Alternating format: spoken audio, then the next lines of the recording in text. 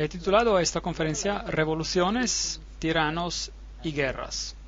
Suena como un título terrible, pero es exactamente de lo que se trata. Vi una mujer sentada sobre una bestia escarlata llena de nombres de blasfemia. Apocalipsis 17:3. Aquí hay esta iglesia controlando esta bestia de color escarlata.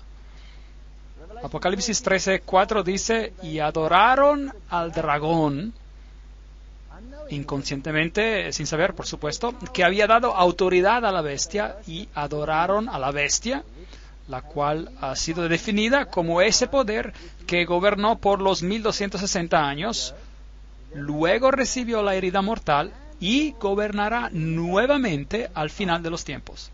La hemos identificada básicamente como el catolicismo.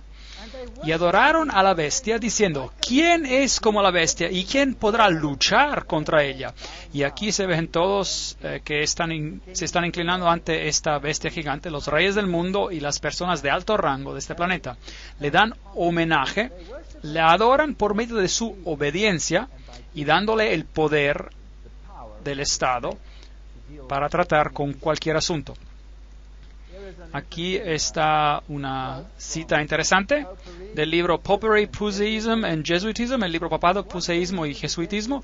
¿Y a qué apuntan los jesuitas? Según ellos solo buscan la gran gloria de Dios, pero si usted examina los hechos encontrará que ellos apuntan únicamente a tener el dominio universal. Roma había perdido el dominio universal y la Reforma Protestante había sido un gran problema en este respecto, un gran problema. Ellos se habían vuelto indispensables para el Papa, quien sin ellos no podía existir, porque el catolicismo se identifica con ellos. Se han hecho indispensables para los gobernadores y llevan a revoluciones en sus manos. Y de esta manera, bajo un nombre u otro, son ellos quienes gobiernan el mundo. El papado se ha coronado a sí mismo gobernador del mundo entero. El Papa es el gobernador del mundo entero. Ese es el sacro imperio romano que se expande sobre todo el planeta. Bueno, si echamos un vistazo a un siglo de revoluciones, empezando desde el 1750 al 1850, veremos la Revolución Americana en 1776 y podemos preguntar a los presidentes que en ese entonces gobernaron quiénes creen que fueron responsables de esta revolución. Luego está la Revolución Francesa, 1789, y la Revolución Española, 1823, la Revolución Polaca, 1831, las revoluciones alemana e italiana en 1848, y llegando a 1917 tenemos la Revolución Rusa, y luego básicamente ya era tiempo de guerra. De 1914 a 1918 que de hecho hizo la Revolución Rusa posible, y luego la Segunda Guerra Mundial de 1939 a 1945. Eso es mucho conflicto en este planeta. ¿Cuánta sangre se ha derramado en este planeta como consecuencia de esas revoluciones? ¿Y por qué? Porque un poder quería el control absoluto. Y la Biblia dice que el dragón le dio su poder para que todos sean sujetos a ese poder y a ningún otro. Bueno, miremos a esta cronología breve. En 1717 estamos tratando con este periodo de tiempo de terribles conflagraciones en este planeta. La Gran Logia Masónica de Inglaterra fue fundada. Inglaterra era una espina en la carne, era una nación protestante, así que la Gran Logia Masónica es fundada para infiltrar a este poder. 1721, la primera logia masónica fue fundada en Francia. 1731, Benjamin Franklin fue iniciado como un framasón, Benjamin Franklin. 1738, la Iglesia Católica Romana condena la masonería. Ahora, esa es una movida brillante. Eso se llama pensamiento dialéctico. Usted crea una organización, la prohíbe, miembros suyos pertenecen a la organización, pero el público al exterior ve que usted se ha distanciado y ya no puede ser su culpa. ¿Ve cuán astuto es? Mientras en el Vaticano todas las logias permanecieron y todos los cardenales eran miembros de ellas, pero no los Goya, los no iniciados. Tenía que ser un ejército protestante bajo el control de la orden jesuita. Hicimos una conferencia entera sobre esto y usted puede conseguirla. La conferencia titulada ¿Quién está detrás de las sociedades secretas? En 1758 el señor Dashwood fundó el Club del Fuego del Infierno. Benjamin Franklin visita Inglaterra para discutir acerca del futuro de las colonias americanas con Dashwood. 1768 la fundación del rito de la estricta observancia. Ese es el grado 33 de la masonería por Baron von Hund, basado en la tradición templaria. Un punto interesante. Y luego Federico de Prusia, Federico el Grande. Bueno, no sé qué hay de tan grande acerca de él, pero sin embargo él fundó la Orden de los Arquitectos de África y usa el título Illuminati para describir sus logias neomasónicas. Así que esta es solo una breve historia mientras seguimos avanzando. 1770, Benjamin Franklin fue elegido como el gran maestro de la Logia de las 9 Hermanas en París. 1771, la organización masona El Gran Oriente es fundada en Francia. 1776, la Orden de los Perfectibilistas o Illuminati fue fundada. Noten que ellos claman ser perfectos. La Revolución Americana comienza, así que por 1776 ellos ya lo tenían todo arreglado. 1778, Pedro I fundó el Círculo Secreto. 1785, el Gran Congreso Masónico alegadamente conspiró la Revolución Francesa. Los Illuminati fueron prohibidos en Bavaria y se convirtieron en clandestinos. 1789, la Revolución Francesa. 1784, conspiración iluminista para derrocar a los Habsburgs, monarcas del Sacro Imperio Romano. Entonces, las monarquías se tienen que ir. Las monarquías se oponían muchas veces al dominio jesuita y prohibían a los jesuitas. Bueno, y había llegado el tiempo de venganza. Nadie prohíbe el poder de la Iglesia Católica Romana. En 1816, John Adams escribió al presidente Jefferson de Estados Unidos: vamos a tener multitudes regulares de ellos en tantos disfraces como solamente un rey de los gitanos puede asumir, disfrazados en pintores, publicadores, escritores y maestros. Si alguna vez hubo un cuerpo de hombres que mereció la condenación eterna en la tierra y el infierno, es esta sociedad de Loyola. Ellos hablaban bien directamente en esos días. Viene del libro The New Jesuits, los nuevos jesuitas. Ahí está la cita. Todo lo que le digo tiene una cita. Ahora, muchos escritores advirtieron de esta gran conspiración de los jesuitas. Samuel Morse, recuerdan, el inventor del código Morse, escribió: el autor emprende a demostrar que una conspiración contra las libertades de esta república, está hablando de los Estados Unidos, está ahora en completo desarrollo, bajo la dirección del astuto príncipe Metternich de Austria, quien, sabiendo de la imposibilidad de borrar por la fuerza de las armas a este ejemplo molestoso de una nación grande y libre, está procurando lograr su objetivo a través de la agencia de un ejército de jesuitas. La serie de hechos y argumentos que prueban la existencia de tal conspiración asombrará a cualquier hombre que abra el libro con la misma incredulidad con la cual lo hicimos nosotros. Esas son las personas que los presidentes creían que estaban detrás de todas estas conspiraciones. El presidente Abraham Lincoln mismo dijo: los protestantes de ambos el norte y el sur de Estados Unidos seguramente se unirían para exterminar a los sacerdotes y a los jesuitas si ellos pudieran saber de cómo los sacerdotes, las monjas y los monjes que diariamente llegan a nuestras costas, bajo el pretexto de predicar a su religión, no son nada más que los emisarios del Papa, de Napoleón el III, quien por supuesto era un alto framasón, y otros déspotas de Europa, para socavar, minar a nuestras instituciones, para alienar, distanciar a los corazones de nuestra gente, de nuestra Constitución y de nuestras leyes, para destruir a nuestras escuelas y preparar un reinado de anarquía aquí, como lo hicieron en Irlanda, en México, en España, en donde quiera que haya cualquier pueblo que quiera ser libre. Esa es una declaración imponente. 50 years in the Church of Rome, 50 años en la Iglesia de Roma. El sacerdote Padre Chiniquy solía ser un católico, luego se convirtió en protestante. Esta guerra nunca hubiera sido posible sin la siniestra influencia de los jesuitas.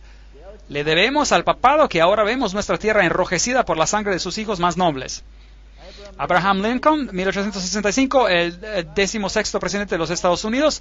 Cartas privadas de Lincoln, quemadas por su hijo Robert, restablecidas por Charles Chicony, quien era el confidente personal del presidente.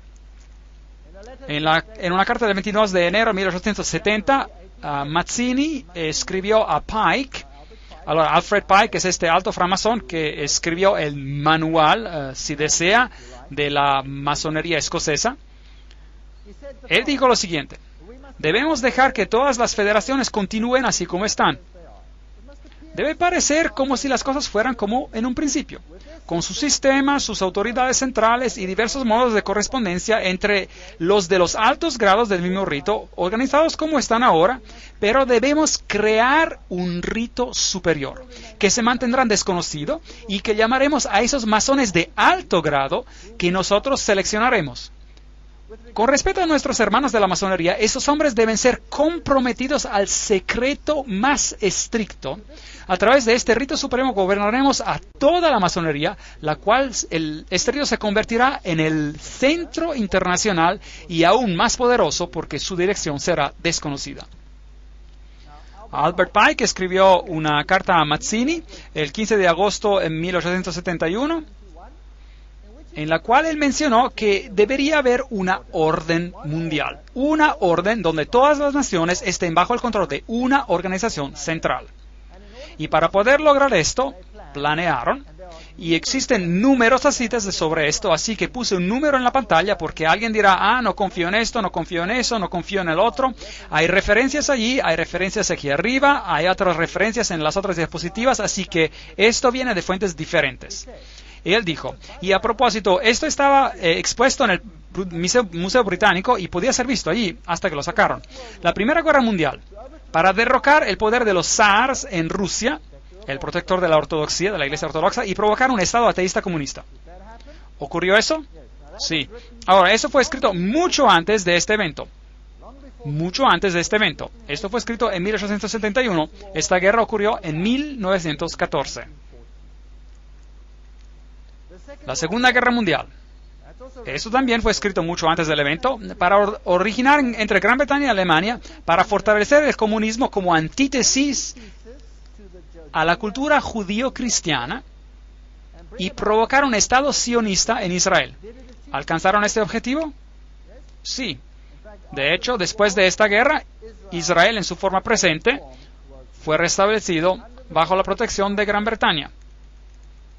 Y luego, bien interesante, una tercera guerra mundial, una guerra del Medio Oriente, involucrando el judaísmo y el islam y esparciéndose a nivel internacional. Eso es fascinante. ¿Está esto en marcha? ¿Qué creen? Ciertamente suena como de que todo sigue según los planes. Otra cita. En caso de que no les guste esa cita, Mazzini con Pike desarrollaron un plan para 3 guerras mundiales para que finalmente cada nación estuviera dispuesta a rendir su soberanía nacional a un gobierno mundial.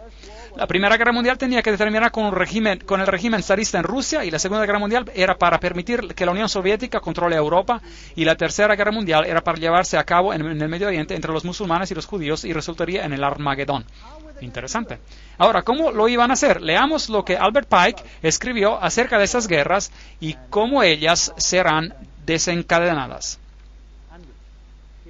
Él escribió, cita, desencadenaremos a los nihilistas y a los ateístas, es decir, a los destructores y a los ateístas, y provocaremos una catástrofe social formidable que en su horror mostrará claramente a las naciones el efecto del ateísmo absoluto, al origen del salvajismo y a la agitación más sangrienta. Entonces, por todos lados, los ciudadanos obligados a defenderse contra la minoría de los revolucionarios exterminarán a esos destructores de la civilización, y la muchedumbre desilusionada con el cristianismo recibirá la pura luz a través de la manifestación universal de la pura doctrina de Lucifer. La destrucción del cristianismo y del ateísmo, ambos conquistados y exterminados al mismo tiempo. ¡Qué plan ingenioso! Así que usted frota fricción a los dos sistemas que usted crea, uno en contra del otro. Usted crea el ateísmo como una antítesis a la cultura judío-cristiana. Tiene esos dos que chocan hasta que se consumen. Y como conclusión de este proceso, usted conseguirá una nueva orden mundial donde hay una nueva religión, la cual es mucho más exotérica, que en efecto honra a Satanás. ¿No es este un plan bien ingenioso? Bueno, es muy exitoso. Es por eso que Ordo ab Chao es el lema, la frase, si quieren, que la masonería usa.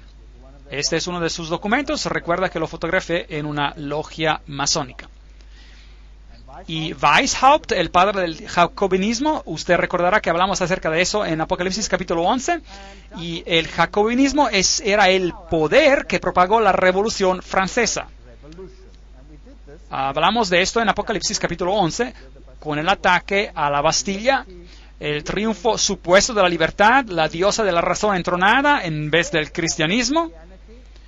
Así que el cristianismo fue removido y otro reinado comenzó.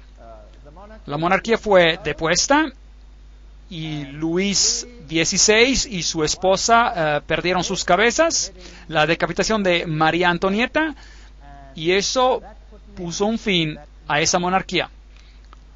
Luego Robespierre, él dirigió los clubes jacobinos y un reino de terror comenzó, que en su derramamiento de sangre y su violencia es bien comparable a cualquier cosa que hemos visto hoy.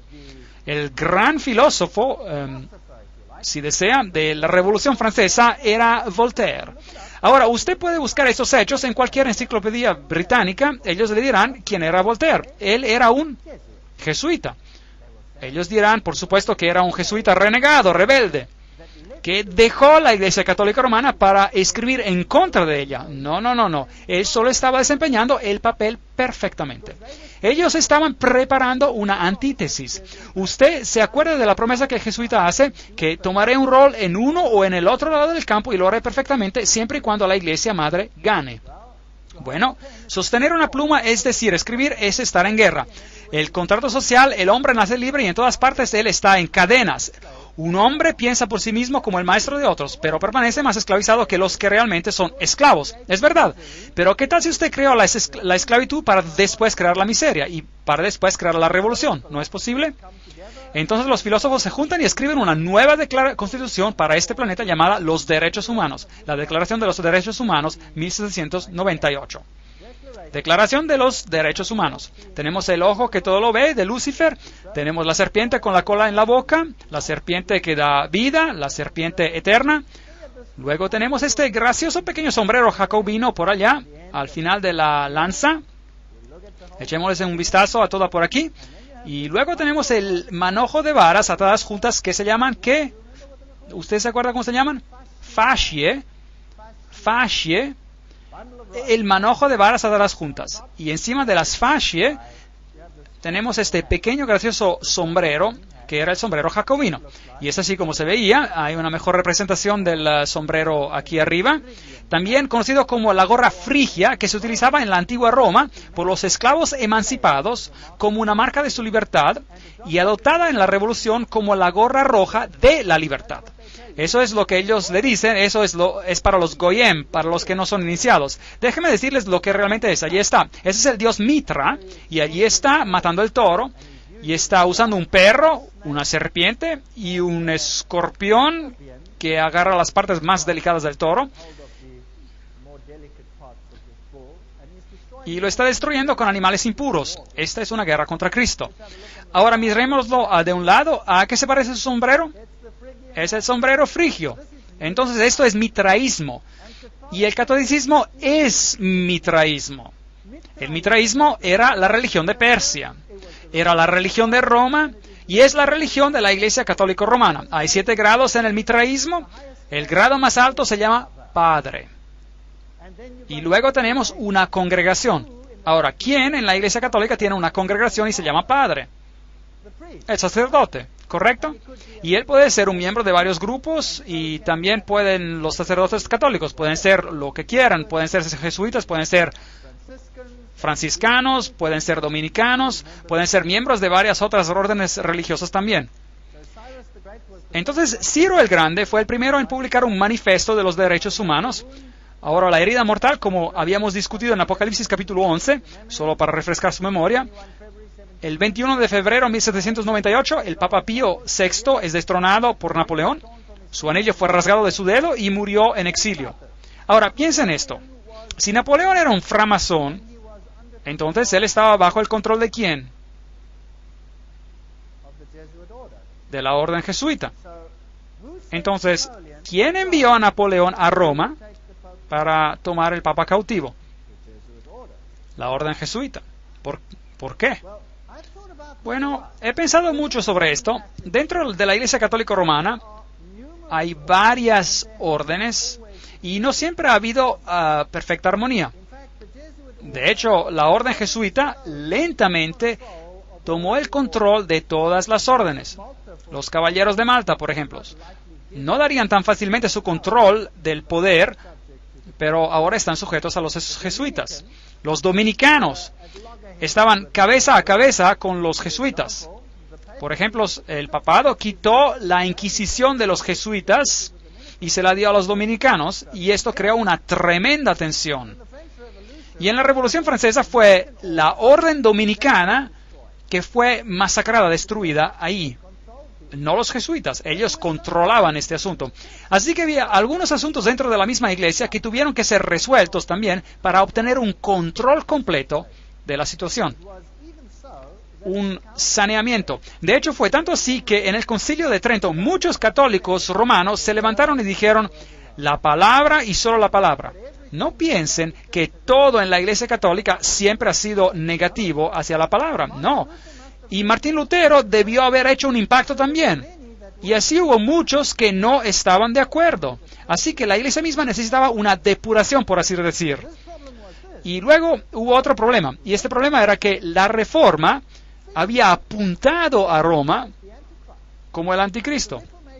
Ahora, si la Reforma señala a Roma como al anticristo, cualquier movimiento que parezca emanar de Roma será visto con ¿qué? Con sospecha. Entonces, ¿por qué no destruir el papado aparentemente y luego resucitarla y al mismo tiempo depurarla de todo lo que está en contra y luego resucitarla como el poder final bajo el completo control de estas organizaciones? ¿Tiene sentido? Eso sería un buen truco. Y luego, cualquier cosa que pase a partir de entonces con el pequeño papado débil sería un descuido. Sería descuidado porque no puede venir de ellos, debe venir de otro lado. Así es como las sociedades secretas funcionan. Trabajan detrás de los frentes y de otros frentes y de otros frentes. Veamos qué pasa. Diciembre de 1804, el Papa Pío VI presencia a Napoleón coronándose a sí mismo como emperador. 1808, Napoleón toma los estados del Vaticano, entonces Roma está disminuyendo. 1848, Mazzini ataca Roma y el Papa es exiliado. Los estados papales ya no existen. Este poder desaparece. Los protestantes literalmente se relajan, básicamente. Una cosa peligrosa de hacer. El general Berthier toma cautivo al Papa. Weishaupt y sus compañeros jesuitas cortaron los ingresos al Vaticano lanzando y conduciendo la Revolución Francesa. dirigiendo la conquista de Napoleón de la Europa católica. Y finalmente haciendo de que Napoleón arroje al Papa Pío VII en prisión en Aviñón, hasta que él estuviera de acuerdo, noten, que el precio de su libertad sería de restablecer la orden jesuita. Había sido prohibida, aún en la Iglesia Católica, imaginen eso, habían trabajado clandestinamente. Esta guerra jesuita, o quizás había sido prohibida a propósito para que parezca que hubiera una guerra, esta orden jesuita. Uno nunca sabe, porque esas personas son extremadamente buenos mentirosos. Pero esta es la historia, eso es lo que pasó. Esta guerra jesuita en el Vaticano fue terminada por el Congreso de Viena y por el Tratado de Verona secreto en 1822. Ahí está la cita. Todos los que les digo tienen una cita, no estoy inventando nada. Después de que el Papa Pío fue liberado de la prisión de Napoleón, él formalmente restauró la orden jesuita con una bula papal. Una bula es la declaración más fuerte que un papa puede publicar. En 1814, y el Papa añadió en esta bula: si alguien nuevamente intenta abolir a la Sociedad de Jesús, él incurrirá la indignación de Dios Todopoderoso y de los santos apóstoles Pedro y Pablo. Esto pudo haber sido una provocación. Podría haber sido un juego, podría haber sido real, cualquiera que sea la situación, realmente nunca lo sabremos hasta que el velo del tiempo sea removido un día. Pero libertad religiosa para todos. Y los revolucionarios salen a las calles y hacen lo que sienten que tienen que hacer.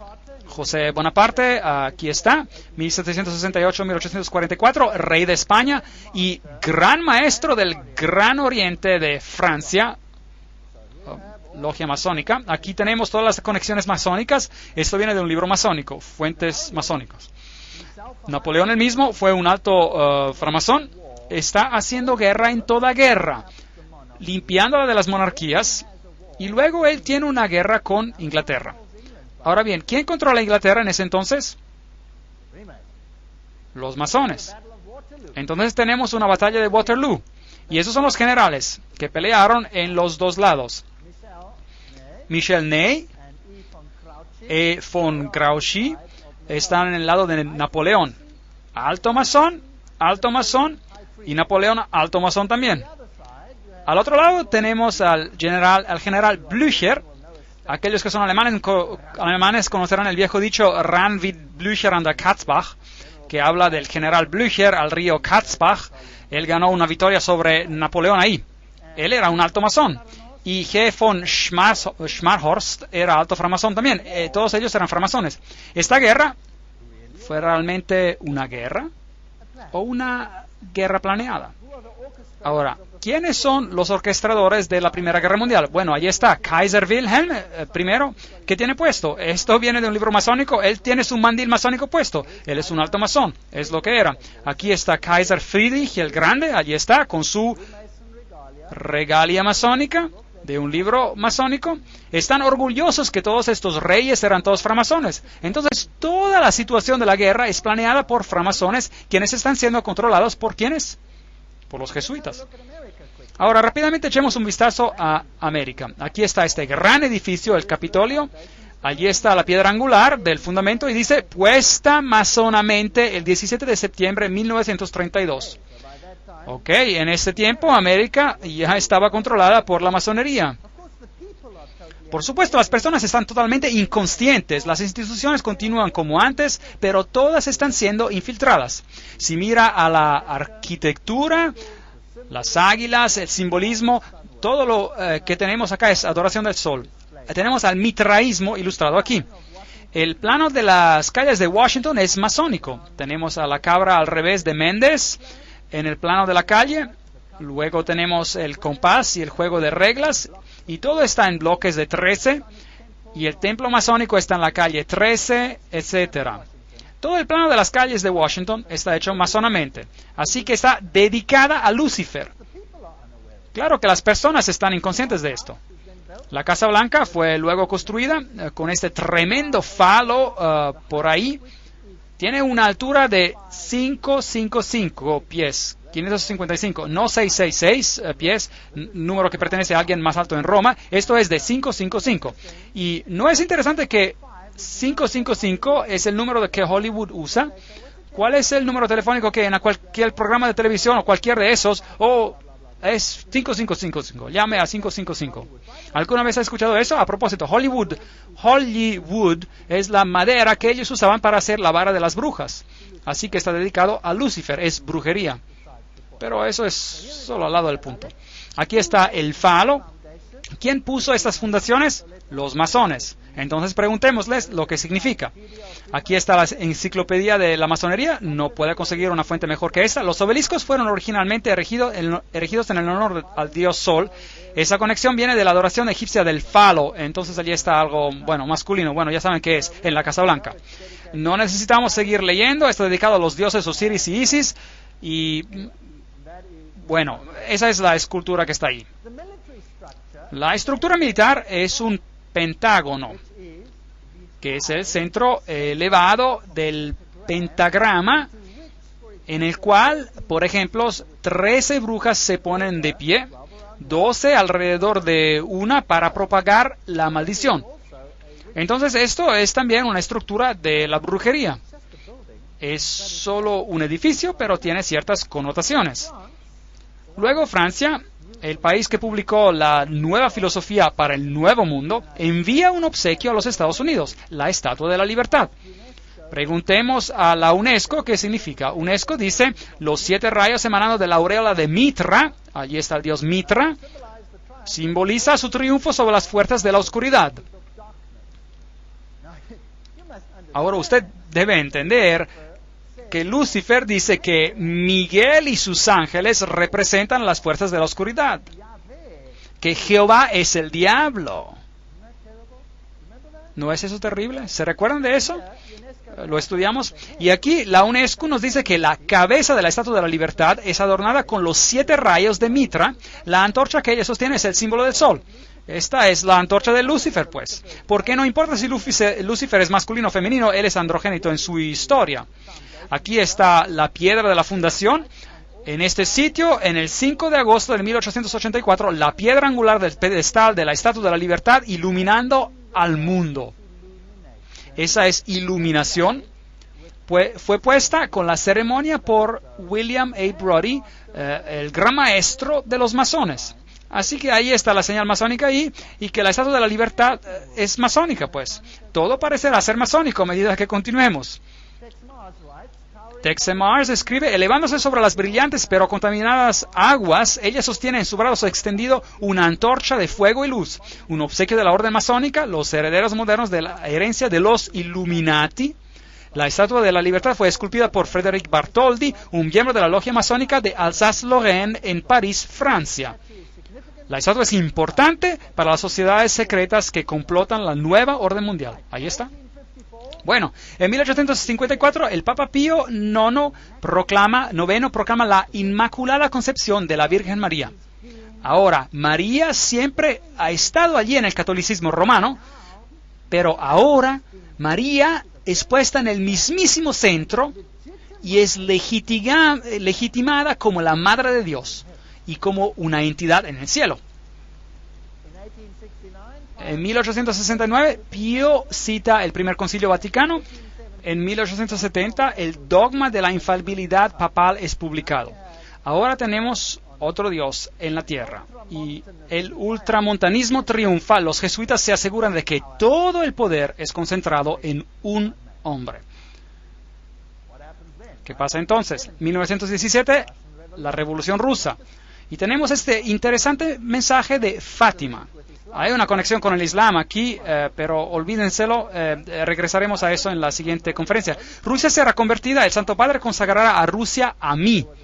Y luego hubo una visión del infierno, y la tercera visión era que el Papa en ese tiempo actual, Juan Pablo II, recibiría un atentado de muerte, lo cual ocurrió. Ahora, no es muy difícil, si usted ha planeado todas esas cosas desde el principio, de decir lo que pasará. ¿Ve? No es muy difícil. Ahora, veamos a los paralelos entre la Revolución Francesa de los Jesuitas y la Revolución Rusa. Ellos son los siguientes. Ambas revoluciones estaban basadas en las escrituras comunistas de los francmasones Voltaire y Marx. Los jesuitas perfeccionaron el comunismo en sus reducciones misiones en Paraguay. Entonces, en Paraguay probaron si esto funcionaría o no y lo perfeccionaron ahí. Ambas revoluciones saquearon a las iglesias del Estado. Ambas revoluciones terminaron con las monarquías. Ambas dinastías, la de los Borbones y la de los Romanov, habían expulsado a los jesuitas. Ambas fueron quitadas, no iban a arriesgarse otra vez.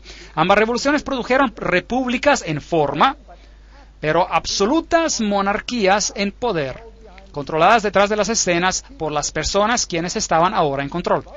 Ambas revoluciones declararon el ateísmo como la religión del Estado. Ambas revoluciones realizaron un reinado de terror por una policía secreta a forma de inquisición. ¿Y qué reino de terror crearon? Millones y millones murieron. Stalin es personalmente responsable por la muerte de millones de personas. Ambas revoluciones resultaron en dictadores militares responsables por la eliminación de los disidentes.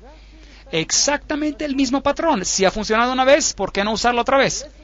Las lecciones aprendidas en estas repúblicas platónicas, allí en Paraguay, proporcionaron la base para el manifiesto comunista de Marx, por la cual cada nación en la tierra sería reducida a una reducción guaraní, de tal modo destruyendo las clases medias de los protestantes blancos y al mismo tiempo restaurar el feudalismo comunal de las edades oscuras del imperio de los papas.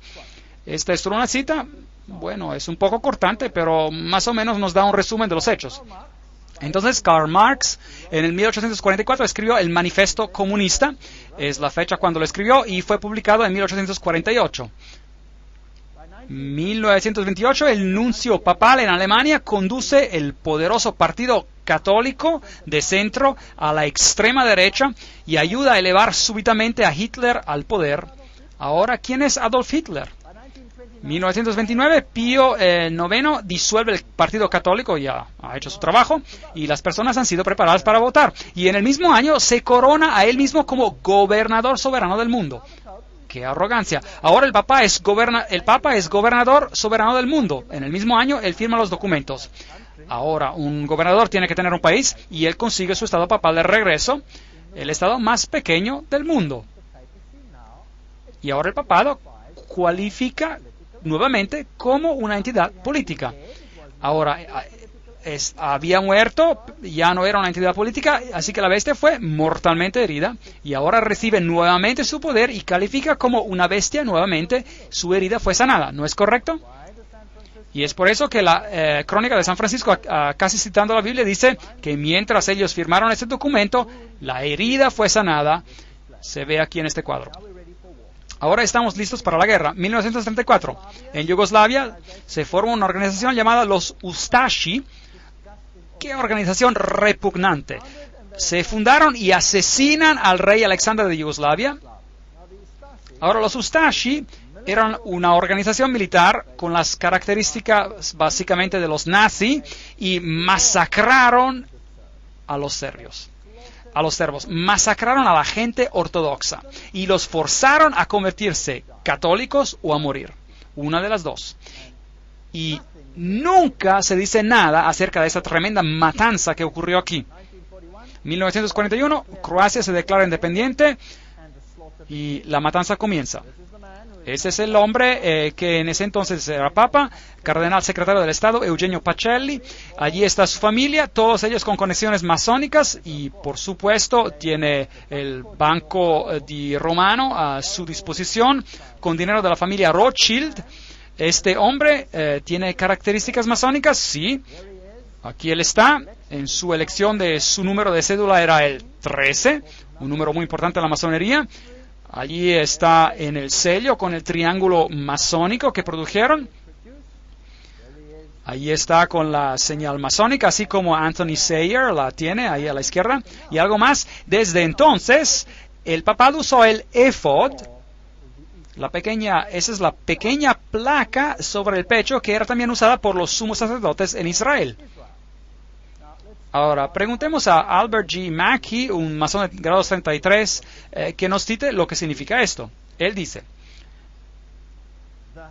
el gran sumo sacerdote del Real Arco de la Masonería desde el 1859 al 1865 en los Estados Unidos declara, en su trabajo estándar, es el aquí arriba, él dice, el sumo sacerdote del Real Arco usa oficialmente el éfod. Entonces, ¿quién es el sumo sacerdote de la masonería? Ahí está, el Papa. Bueno, Pacelli visitó a los Estados Unidos y conversó con este hombre, el presidente F.D. Roosevelt. Ahora, esa es una foto grande de una logia que probablemente nunca hubiera tenido que ser publicada y probablemente están muy enfadados que haya sido publicada, pero muestra a Roosevelt en su completa regalia masónica. Y ahí lo muestra con su fez, un sombrero de felpa en la cabeza, y está recibiendo un apretado de mano masónico. Note el apretado de mano masónico. Y un fez, sombrero interesante. Regresaremos a eso en la siguiente conferencia, que simboliza todo eso, porque están usando esos gorros, estos feces, y asigna a Myron Taylor como un enviado especial al Vaticano. Ahora, veamos a los líderes políticos de la masonería en los Estados Unidos, y solo estoy citando de varias fuentes y también páginas de internet, y habrá diferentes fuentes aquí, así que ustedes pueden examinarlas por sí mismos para mostrarles quién está en control en este momento. Veamos, vamos a repasarlos rápidamente y vamos a ver qué grados ellos son. Bill Clinton, de grado 33, Newt Gingrich, grado 33, Bob Dole, grado 33, Jack Kemp, grado 33, Storm Thurmond, grado 33, Colin Powell, grado 33, Jesse Helms, grado 33, Barry Goldwater, grado 33, Al Gore, posiblemente grado 33. Luego otros más, James Monroe, Andrew Johnson, James Garfield, McKinley Roosevelt, William Taft, Franklin Roosevelt, Harding, Lyndon Johnson, Gerald Ford, Ronald Reagan, George Bush, todos ellos, Yitzhak Rabin, Yasser Arafat, Príncipe Philip, Duca de Kent y muchos más. Aquí hay otra fuente, Saddam Hussein, qué interesante, tendremos que regresar a él, francmasón de grado 33. Tony Blair, de grado 33. Gerhard Schröder, primer ministro de Alemania, de grado 33. Benjamin Netanyahu, grado 33. Yasser Arafat, grado 33. Ronald Reagan, Gorbachev, Helmut Kohl, Shimon Peres. Helmut Kohl es también miembro del Comité de los 300. François Mitterrand, 33, era de la Logia del Gran Oriente, por supuesto. Yitzhak Rabin, Willy Brandt, todos esos de los tiempos pasados eran francmasones. Algunos más. Joseph Stalin era de los Illuminati, un miembro de la Logia del Gran Oriente.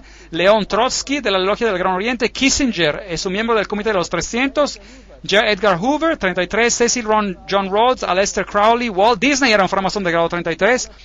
Olof Palme, Al Gore, Tony Blair, Joseph Mengele. Qué interesante. Él era el asesino en masa de los nazis. Él hacía parte de los Illuminatis.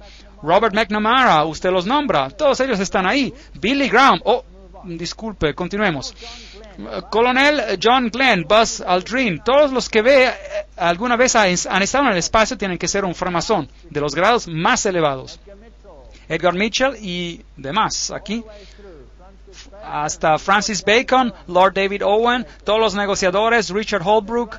Solo estoy pasando por esta lista. Alan Greenspan, Peter Wallenberger, la reina Elisabetta, la segunda es la reina de los Bilderbergers, Príncipe Philip, la reina Beatriz, ella pertenece al Comité de los 300, Príncipe Bernard de los Netherlands, de los Países Bajos, Comité de los 300, y seguimos, Ted Kennedy, Rockefellers, David Rockefeller, Deng Hui, Barón de Rothschild, Hillary Clinton es la sexta gran dama, es una francmasona muy elevada, muy alta, Albert Pike, por supuesto, ustedes saben, Bertrand Russell, Otto de Habsburg, Weishaupt, hasta en los tiempos pasados.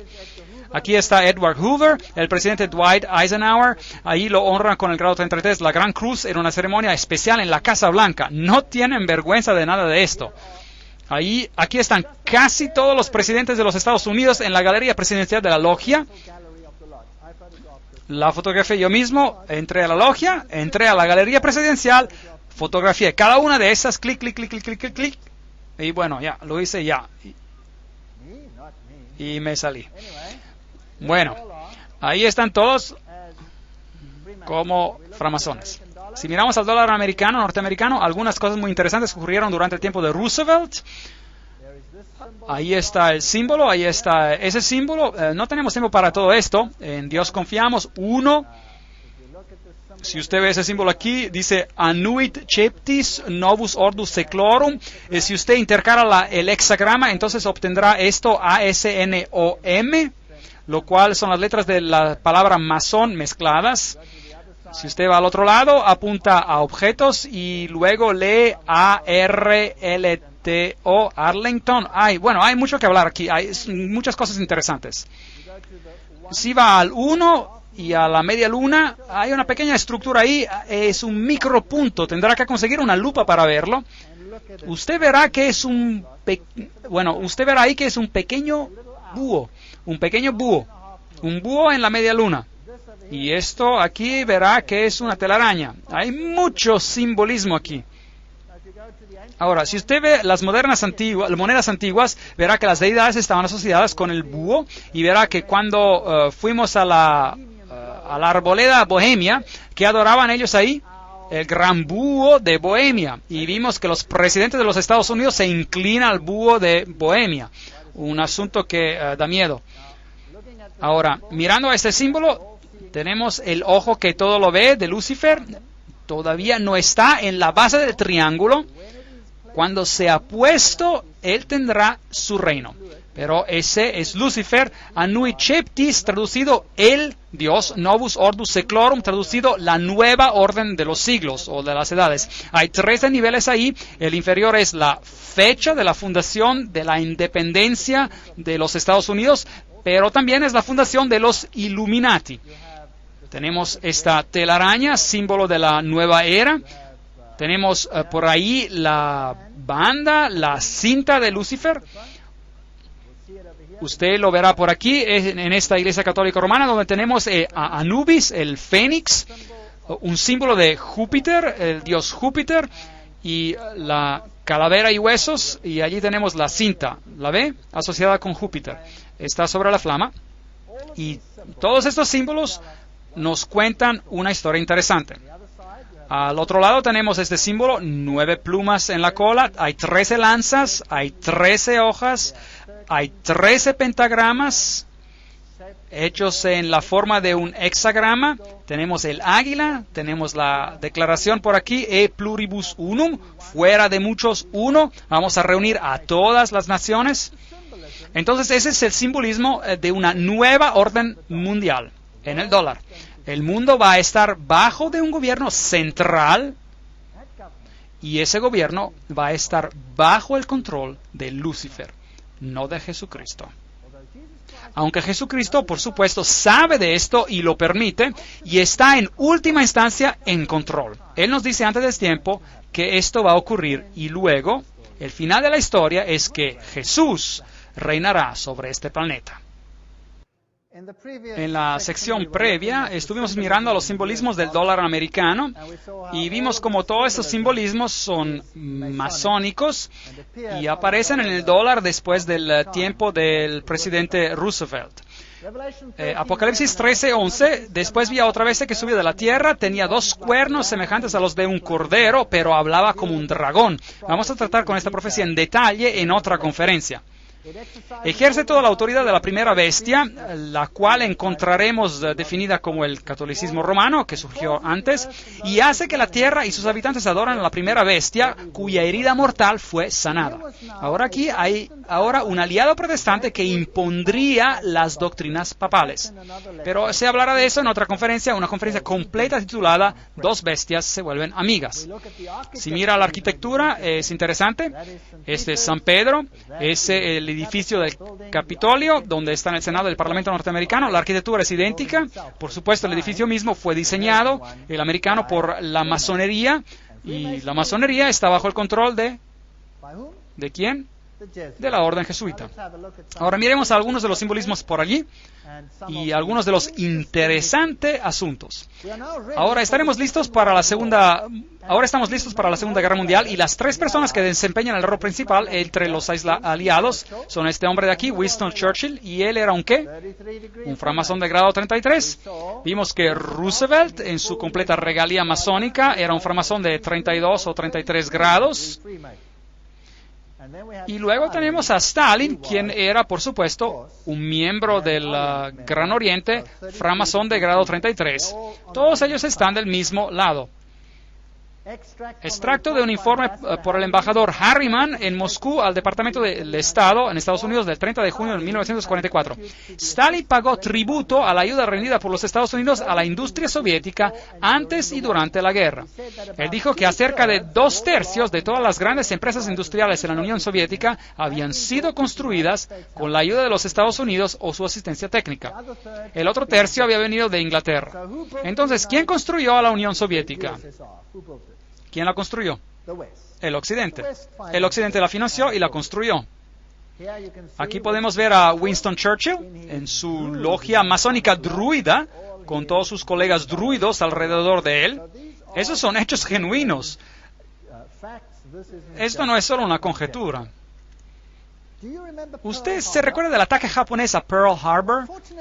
Bueno, afortunadamente ya los 50 años del acta de secreto ya se pasaron y ahora está comprobado como un hecho, porque esto ha sido revelado, que ellos sabían que Pearl Harbor iba a ser atacado. ¿No es correcto? Y decidieron no hacer nada acerca de esto. ¿Por qué?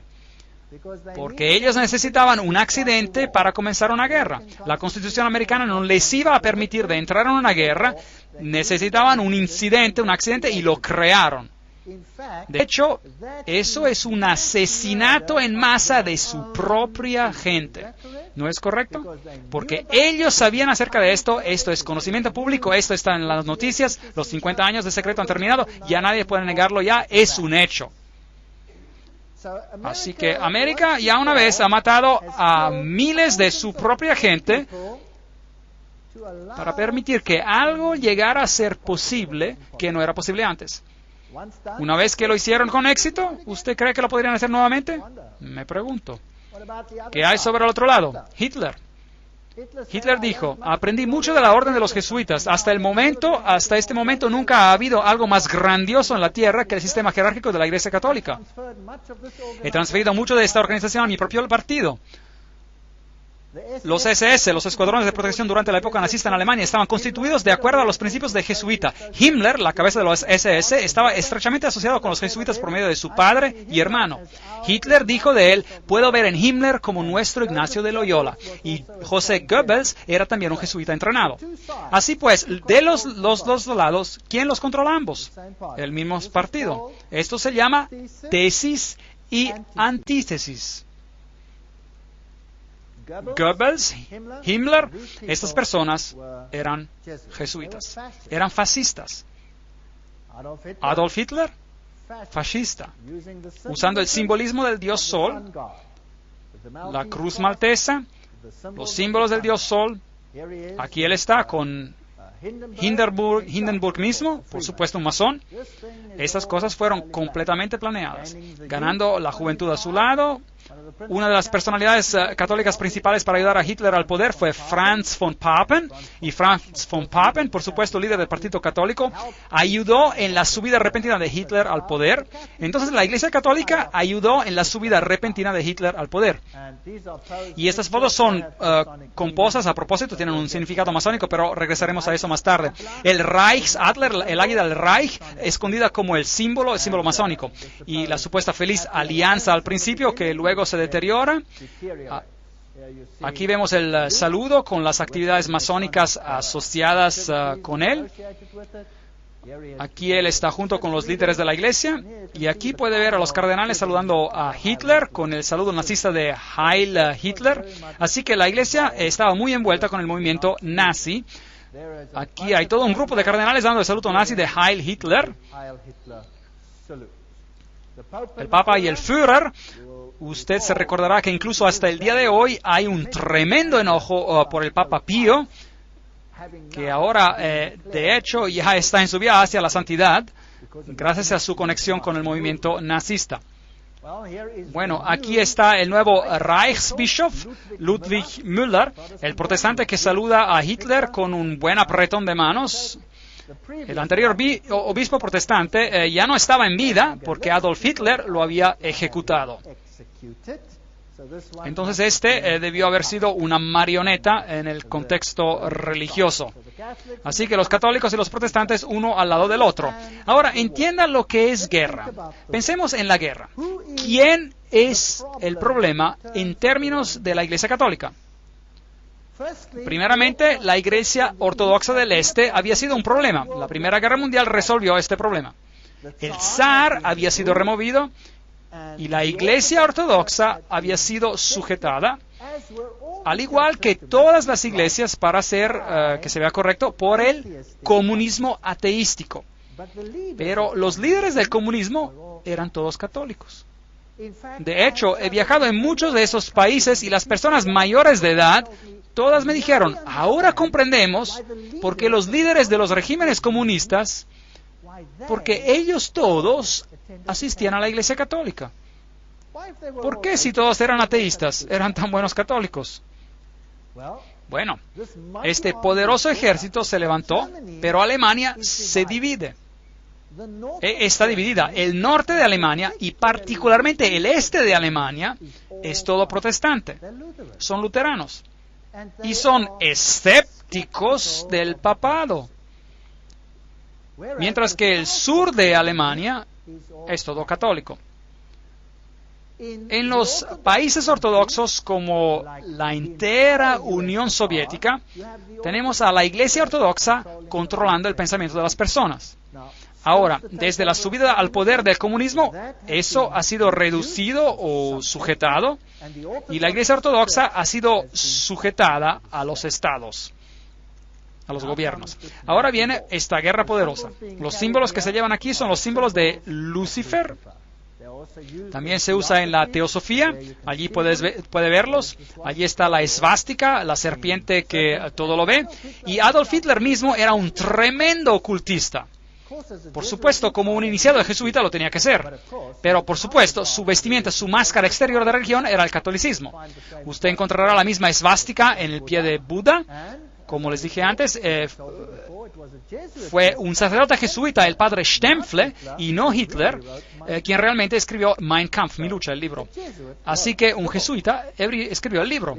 Los SS tienen los mismos símbolos como la sociedad secreta de calavera y huesos. La calavera con huesos cruzados, Meine Ehre heißt Treue, mi honor significa lealtad, fidelidad.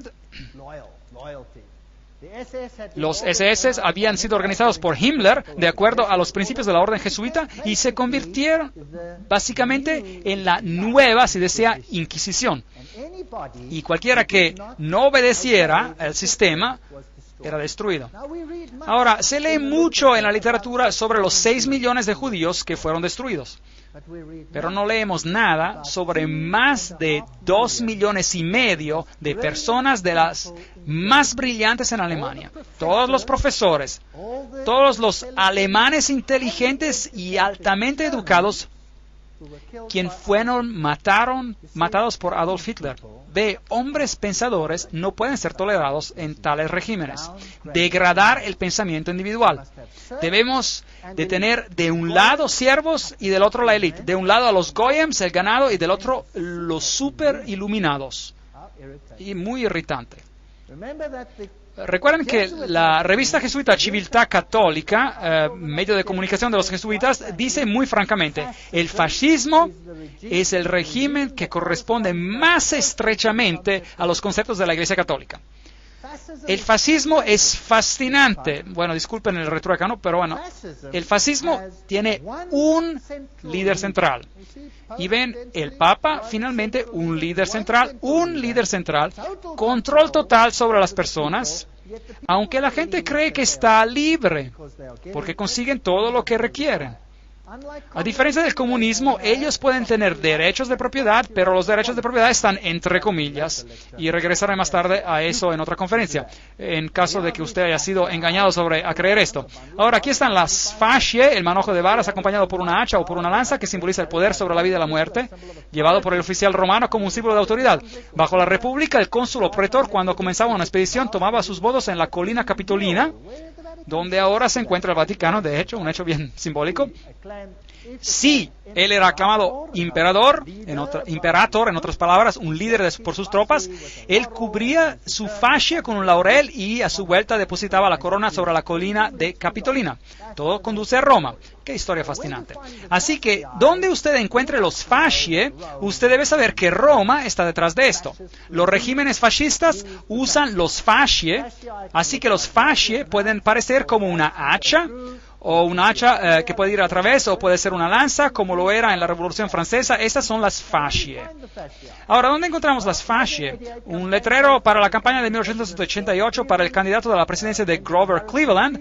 Benjamin Harrison lo derrotó, pero más adelante él ganó. Cleveland fue reelegido a un término no consecutivo de presidencia. Allí está en su águila en pie de dos fascie. ¿Lo ven?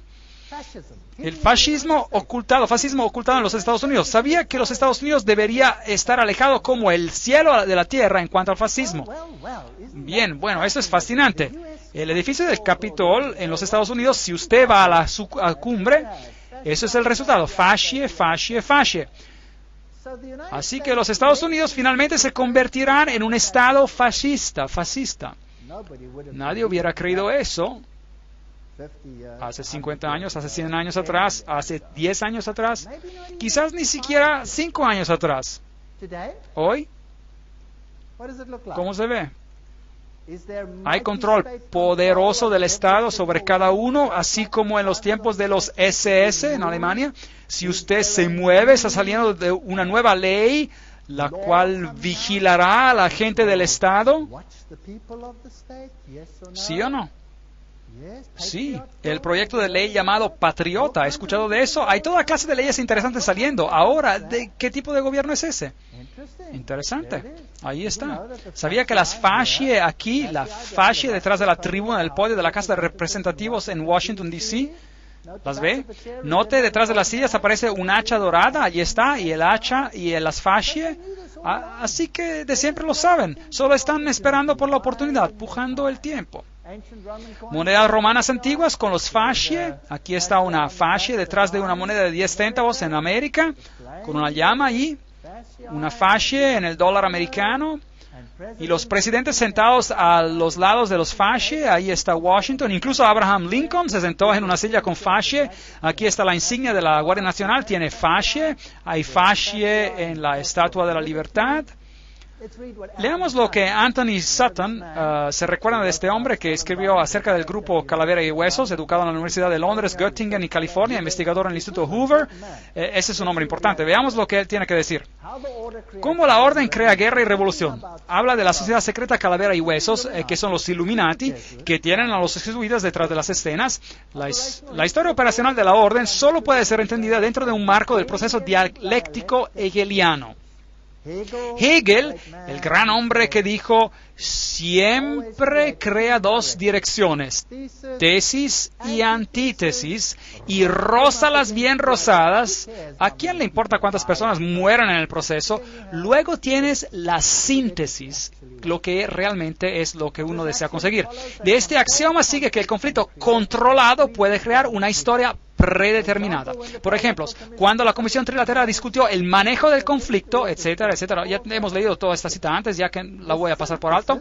La síntesis, esto es el resultado del proceso, la síntesis buscada por el establecimiento es llamada la nueva orden mundial. Sin el conflicto controlado, esta nueva orden mundial no ocurrirá. Las acciones individuales aleatorias al azar de las personas en la sociedad no producirán esta síntesis. Es un síntesis artificial y por lo tanto tiene que ser creado. Así que uno escucha de una guerra aquí, una guerra allí, una revolución aquí, una revolución allí. Las revoluciones tienen que ser financiadas. Uno nunca escucha de dónde viene el dinero para financiarlas. ¿Quién financia las revoluciones? ¿Quién las controla? ¿Ven?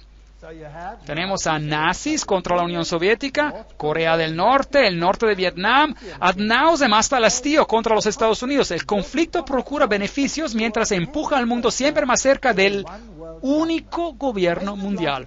Ahora, ¿no es lógico que eso es lo que Satanás quiere? Él quiere un único gobierno mundial. Así que en la filosofía hegeliana, el conflicto entre la derecha política y la izquierda política, o la tesis y el antítesis, en términos hegelianos, es esencial para hacer avanzar el movimiento de la historia y causar el mismo cambio histórico. ¿Han notado que cada país tiene un partido izquierdista y un partido derechista? ¿Han oído acerca de esto? Y su país también lo tiene también. De lo contrario, no habría razón de votar, ¿correcto? Dos de ellos. Ahora, veamos cómo funciona esto. El presidente Woodrow Wilson hizo esta declaración. Ahora, ese es un presidente hablando.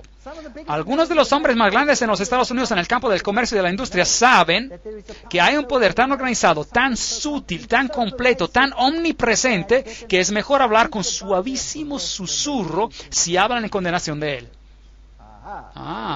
Entonces aquí hay un poder que controla todas las cosas.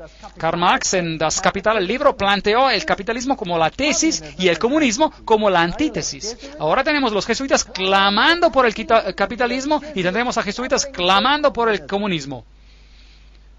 El choque de los opuestos debe, en el sistema hegeliano, traer una sociedad que no sea ni capitalista ni comunista.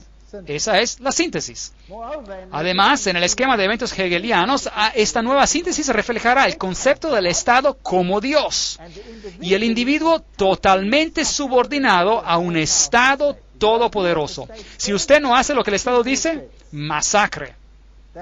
Es lo que Adolf Hitler practicó. 2,5 millones de alemanes masacrados y fuera. Entonces, ¿cuál es la función del Parlamento? Ahora, tome nota, y yo no estoy diciendo esto, lo estoy leyendo. Me critican por esta declaración, usted no pueden creer cuánto. Por favor, no me critiquen a mí, escriban a estas personas. Solo estoy citándolas. Entonces, ¿cuál es la función del Parlamento? De un Parlamento, un Congreso, para los hegelianos. Estas instituciones simplemente permiten a los individuos que sientan que sus opciones tienen algo de valor y para permitir que un gobierno tome ventaja de cualquier sabiduría que los paletos, la gente común, pueda accidentalmente demostrar. Bien, ahora veamos cómo Hegel mismo describe esto. Este es ahora el gran filósofo Hegel, delante de quien los políticos se inclinan. Él dice, por virtud de esta participación y presunción, con su opinión general, individuos pueden mostrarse palpablemente eficaces y gozar de la satisfacción de sentirse que cuentan por algo. En otras palabras, nosotros somos simplemente unos estúpidos, unos idiotas. Si usted vota, ¿por quién está votando? Les diré por quién está votando. Siempre le digo esto. Usted vota o por el diablo en rosa o por el diablo en azul. El voto no hace ninguna diferencia. Es un chiste. La política es un chiste. Guerra. El conflicto organizado de las naciones por los hegelianos es solo el resultado visible del conflicto entre ideas. Como John Dewey, el querido hegeliano de la educación moderna, él está, de hecho, en control de toda la educación en el Nuevo Mundo y dice, la guerra es el predicador más eficaz de la vanidad de los meros intereses limitados. Pone un fin a ese egoísmo egocéntrico del individuo por el cual él clama a su vida y a su propiedad como suya o de su familia. ¿Entendieron eso? Ahora, seguramente Roma no piensa así. Les mostraré bulas, publicaciones papales que les pondrán sus cabellos de punta. Nuevas bulas y publicaciones. Comparen ustedes esto a la letra y el espíritu de la Constitución de los Estados Unidos que dice absolutamente lo opuesto. Bien, entonces para esos elitistas el Estado es supremo y un élite autonombrado gobernando el Estado actúan de hecho como si fueran Dios sobre la tierra. El resto somos el ganado, los catecúmenos, el ganado, los goyan. Los libros de texto presentan a la guerra y la revolución más o menos como resultados accidentales del conflicto. Nunca en los libros de texto occidentales encontrará usted la evidencia de que las revoluciones necesitan finanzas y los recursos de las finanzas en muchos casos remontan de nuevo a Wall Street, el mercado financiero en Estados Unidos. Medios operativos para la creación del conflicto, la llave de la historia moderna está en estos hechos, que los elitistas tienen relaciones estrechas de trabajo cercano con ambos, los marxistas y los nazis. Ellos juegan en ambos lados, porque lo que han creado es solo un juego. En este memorando presentaremos el concepto de que la historia mundial, ciertamente desde el 1917, refleja el conflicto como deliberadamente creado con el objetivo de traer una síntesis, una nueva orden mundial. Bueno, veamos cómo funciona. Aquí está la orden. La tesis es la Rusia marxista. Estamos presentando la Segunda Guerra Mundial ahora. La antítesis, la Alemania nazi. ¿Quién los financió? ¿Quién financió a los rusos? La empresa Guarantee Trust. ¿Quién financió a los nazis? La empresa Guarantee Trust. Y luego tenemos a la compañía Harriman, antes llamada Harriman y compañía, etcétera, y las mismas personas aquí. Harriman financió a los intereses nazis. Las mismas personas financiaron a los ambos lados. Luego tenemos la revolución bolchevica en 1917 y en 1933 la ascensión de Hitler al poder, el conflicto entre los dos, tremenda ganancia, y el resultado, después de la Segunda Guerra Mundial, las Naciones Unidas da el primer paso hacia la nueva orden mundial. Allí lo tenemos. Maravilloso. Todo financiado por las mismas fuentes. En 1948 empieza la carrera para crear bombas atómicas. En 1950 María recibe el estado peregrino. La estatua de María se vuela a Moscú por instrucción del Papa Pío XII. En 1950 Francis Matthew llama para una guerra nuclear con Rusia y comienzan a argumentar entre los dos. Note cuántos fueron matados por Stalin.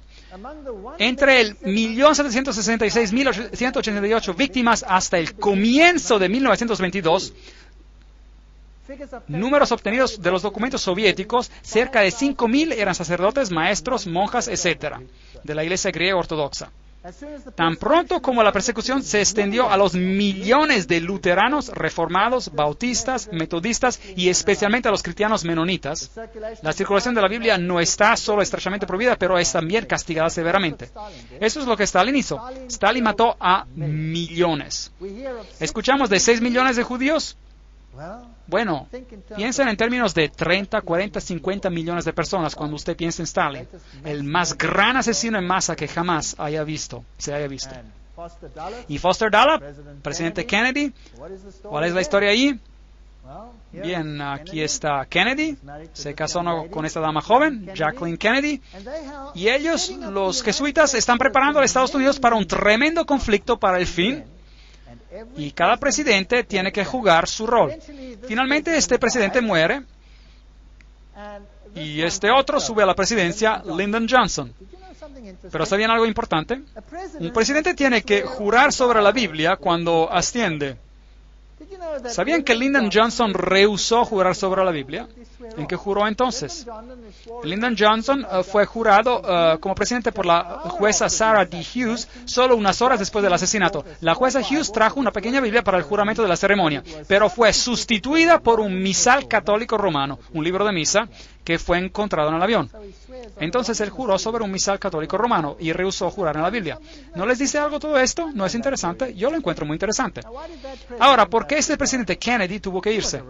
Después de todo, era un católico romano. ¿Es posible que no todos los católicos romanos son tan fácilmente engañados? Aquí está la limusina mientras avanza.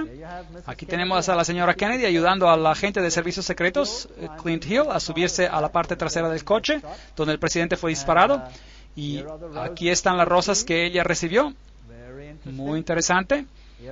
Aquí está Dallas, el 22 de noviembre de 1963. John Fitzgerald Kennedy, 35º presidente de los Estados Unidos, visitó a Dallas. Eso es interesante. También el número 11 por ahí. Ese es el edificio. Aquí está el edificio de donde aparentemente fue asesinado. Desde esa ventana, así dicen, allí está, un poquito más grande. Y aquí está la placa donde escribieron lo que pasó. El 22 de noviembre el edificio adquirió su notoriedad a nivel nacional y alguien supuestamente subrayó esto, cuando Lee Harvey Oswald disparó y mató al presidente John F. Kennedy. La mayoría de las personas no creen que Lee Harvey Oswald disparó al presidente. El coche del presidente bajaba por esta calle, ese árbol todavía no estaba allí, y fue aparentemente disparado desde esa ventana ahí arriba y pasó aproximadamente donde estoy parado relativo a esta fotografía. Ahora note que mientras estaba bajando, él estaba viajando en este lado de la calle. Imagínense un montón de personas paradas en ambos lados y aquí hay una pequeña subida. Y cuando se acerca más allá a la subida, si sube más, hay una cerca de estacas. Y si usted mira desde la cerca de estacas, podía ver hacia abajo en la calle. Y aparentemente, cuando los disparos se dispararon, más de 100 personas, incluyendo la policía, no corrieron a ese lado arriba, pero corrieron hacia la subida, hacia la cerca de estacas. Ahora, ¿por qué corrieron delante del presidente y no hacia atrás del presidente? Aparentemente dicen que Lee Harvey Oswald fue el único que lo disparó y lo disparó por detrás. y el disparo lo golpeó acá. Un disparo muy increíble, de hecho, sí ocurrió así. Solo que tiene un pequeño problema. La cabeza del presidente no fue hacia adelante, sino fue hacia atrás. Y el disparo le llegó aquí en la garganta y había una pequeña herida adentrada por delante y una gran herida atrás. Entonces, ¿de dónde los disparos? ¿De dónde llegaron? ¿De frente o atrás? Él fue disparado desde el frente. No solo eso, hubieron disparos desde otros lugares, a los lados, y había una intercalación que todos llegaron al presidente. Hay hasta evidencia de que el chofer mismo, quien ocurrió ser zurdo, se dio la vuelta y disparó al presidente mismo con una pistola también. El presidente recibió disparos múltiples. De los testigos que corrieron hacia la valla de estacas, más de 100 de ellos, casi todos ellos, excepto por una o dos damas, de las cuales se le hizo burla, fueron asesinados también. ¿No es extraño? ¿No cree usted que sería extraño que todos los testigos murieron de manera extraña? Bueno, este es uno de los más grandes encubrimientos que probablemente jamás ocurrió. Aquí está la valla de estacas y cuando usted mira ahí, es así como estaba. Allí detrás de la cerca dispararía y sería la vista desde la cerca. Ahora estoy pretendiendo de estar ahí y yo tomé la foto yo mismo. La cruz estaría allí, así que él dispararía al presidente a esta corta distancia y le dispararía de la parte lateral y enfrente. Ahora es interesante que la cabeza del presidente se sacudió hacia atrás y a su izquierda. Así.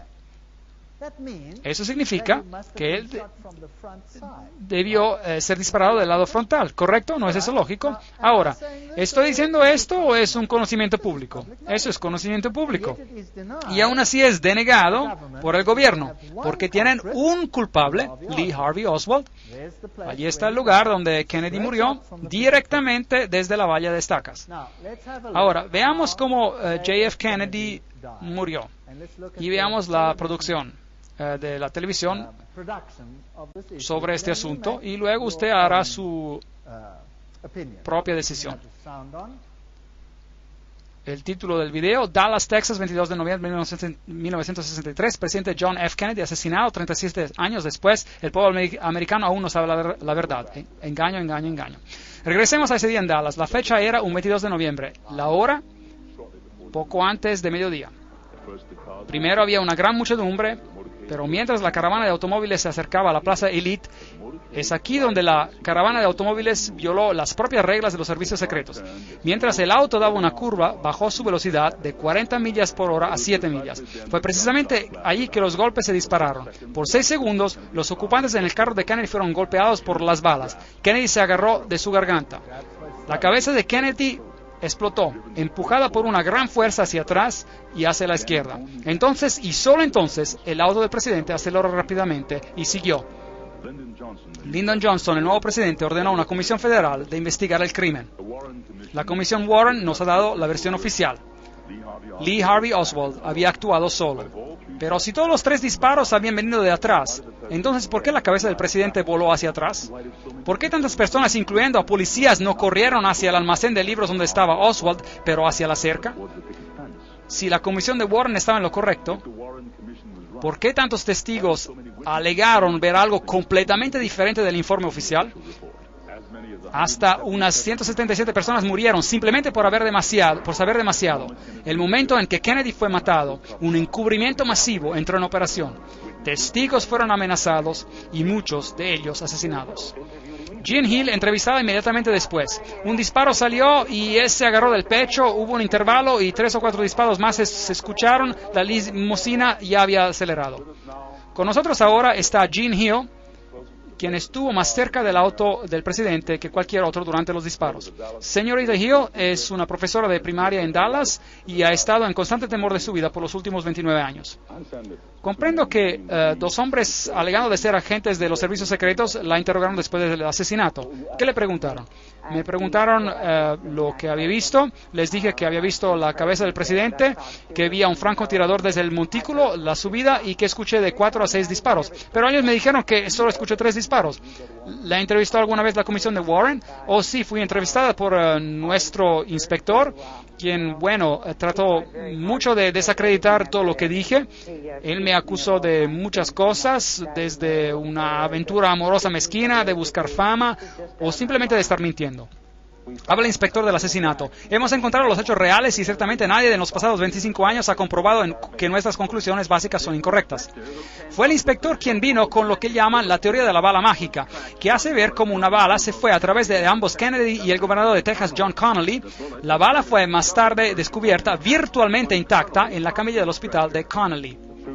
La verdad, si hubiese sido conocida, si hubiese salido, hubiera revelado de que sí había una conspiración. Una conspiración para matar al presidente necesitaba una persona a quien echarle la culpa, alguien quien tomaría la culpa. Hubo muchas cosas que supuestamente usted no debería haber visto, como la prueba de parafina dada a Oswald, que probó con seguridad que Oswald no había disparado con un arma en aquel día. O la cámara espía encontrada en las posesiones de Oswald, emitida a él por el gobierno de Estados Unidos.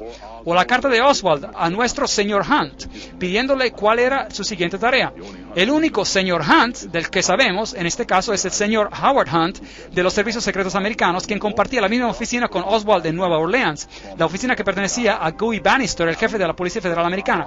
No solo estaba de dirección a los supuestos folletos pro Castro de Oswald, pero la cuenta de Oswald usaba para imprimir los folletos pertenecía a los servicios secretos americanos. Howard Hunt con los servicios secretos americanos, Guy Bannister con la Policía Federal Americana y Lee Harvey Oswald, todos en la misma oficina.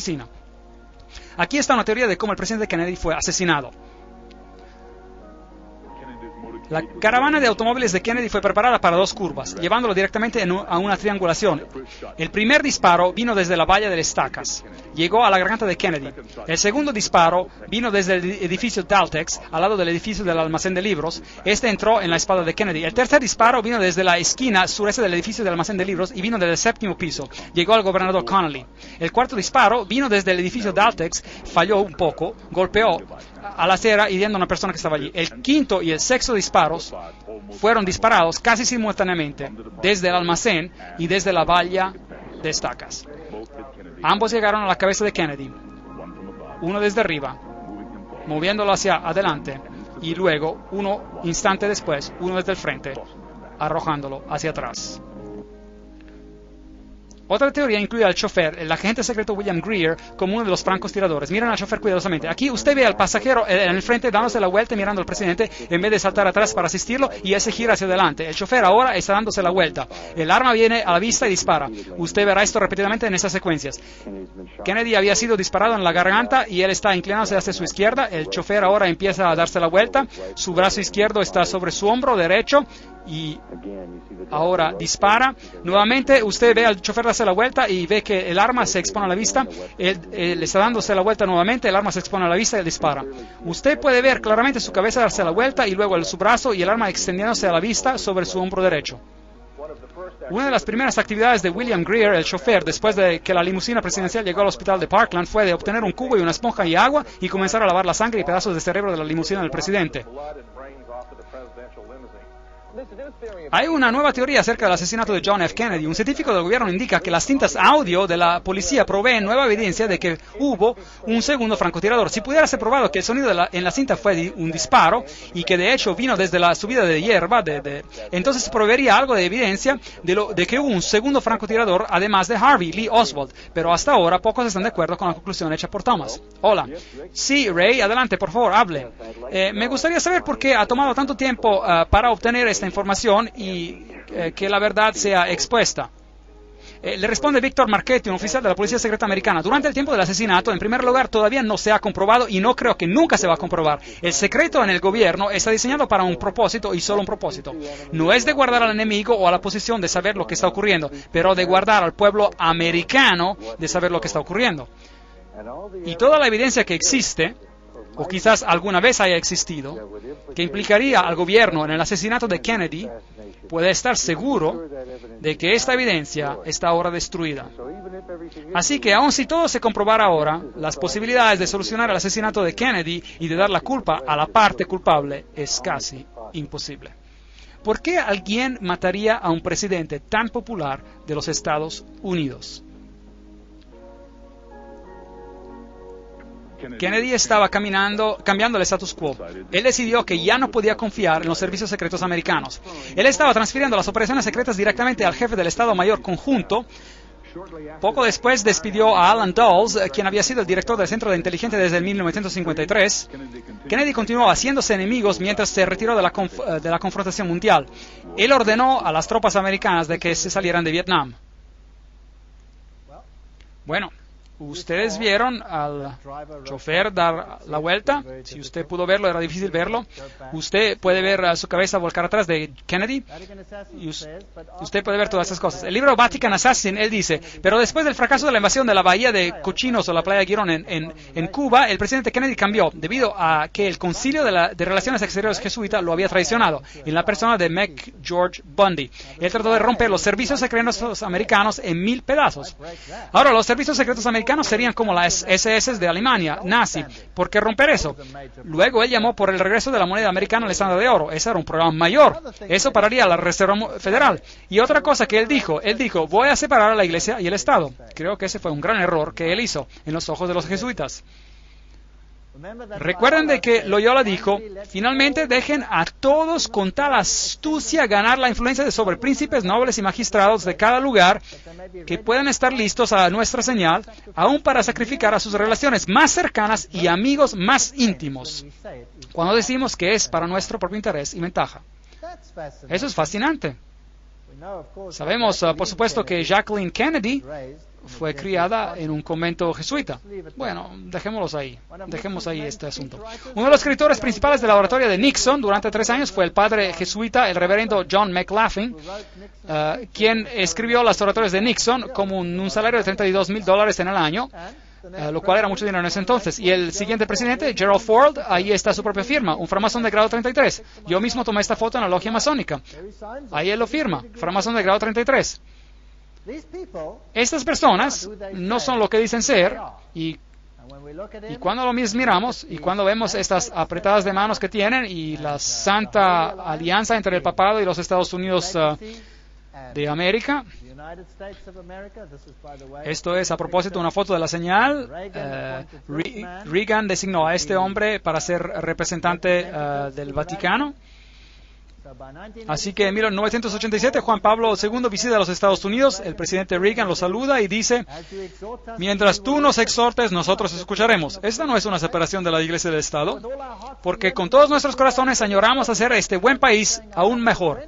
El Papa es citado como diciendo, vengo como un amigo de América y de todos los americanos, católicos, ortodoxos, protestantes, judíos, personas de todas las religiones y todos los seres humanos de buena voluntad. Interesante. Aquí está junto a lo que es a propósito también un cuadro masónico, pero no entraremos en detalles. Esta también es señal masónica, pero no iremos en esos detalles. ¿Cómo planean sus viajes? Preguntémosles. Aquí está Ronald Reagan planeando su viaje a este presidente de Rusia. En septiembre, Gorbachev propuso un encuentro precumbre en Reykjavik, Islandia. Washington consistió... los astrólogos escogen la hora y la fecha de salida a las 9:45 de la mañana y del 9 de octubre Reagan voló a Reykjavik. Tiene muy mal el Saturno, tienes que cultivar a Júpiter. Ahora él está actuando como un Nabucodonosor. Llamemos a los astrólogos para decirnos cuándo tendría que tomar lugar esta reunión. Usted sabe, el 11 es una fecha muy importante. Los presidentes mueren ese día, edificios se caen. Mi Papa, el Papa Juan Pablo II, confirmo para usted como el Papa de mi secreto, el Papa de quien hablé a los niños durante las apariciones, el Papa de mi amor y mis penas. Esto es lo que María aparentemente dijo a los niños en Fátima. Este es el Papa del secreto.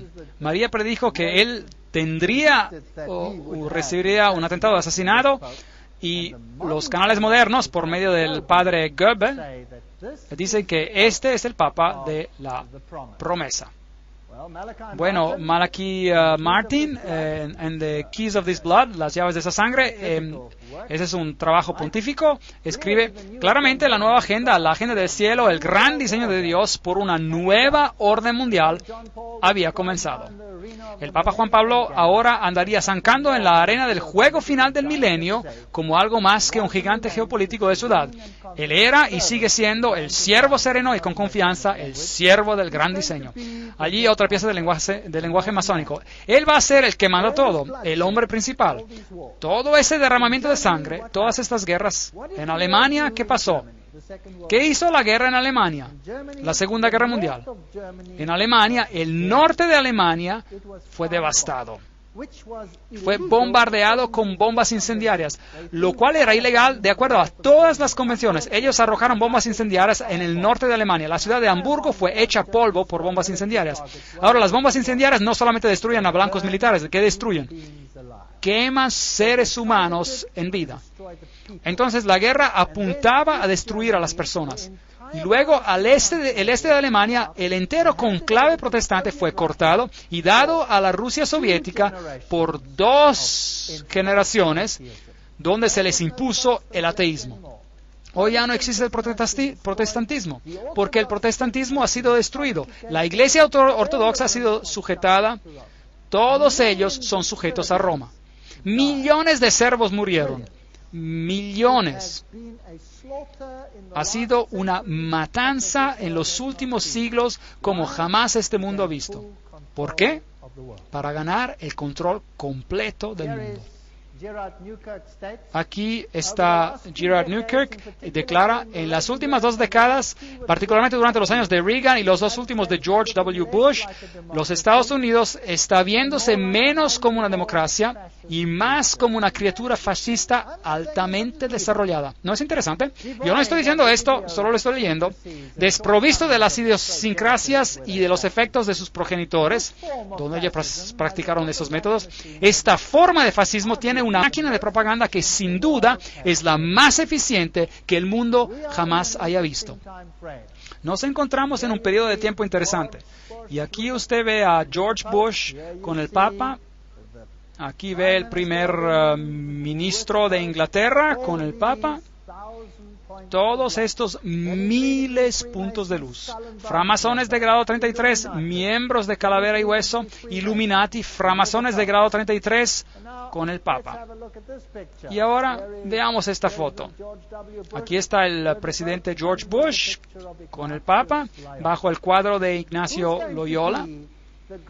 ¿Quién va a ser el gran líder espiritual de la nueva orden mundial? Por favor, note este cuadro. El Papa se sienta en el altar del Corazín. Esto es cuando él visitó a Jerusalén y a Israel recientemente. El cuadro del fondo muestra a Cristo con un libro abierto que lee: amad a vuestros enemigos, vendré pronto. ¿Qué más ve en su trono? Una cruz volcada. Allí está también el Papa con una cruz volcada, un símbolo de la victoria de Lucifer sobre Jesús. Ese es un triste estado de asuntos y vimos a las enseñanzas del iluminismo, vimos a las enseñanzas de la orden masónica, vimos a las enseñanzas de las sociedades secretas y vimos que Lucifer es su Dios. Así lo dicen ellos mismos. ¿Y qué tenemos que hacer? Salir de ella, mi pueblo. Salir de ella, mi pueblo, para que no sean partícipes de sus pecados. Creo que estamos en el umbral de la historia. Creo que los eventos finales se están desenvolviendo. Y creo que no necesitamos temer, porque Dios dijo que Él les daría la oportunidad de mostrar sus intenciones verdaderas. La apostasía final contra Dios terminará en la victoria más grande que el universo jamás haya visto y el reino de Dios muy pronto vendrá. Si usted creía que esto estaba bien allá en el futuro, tengo noticias para usted. Está a la puerta. Jesús viene pronto. Gracias.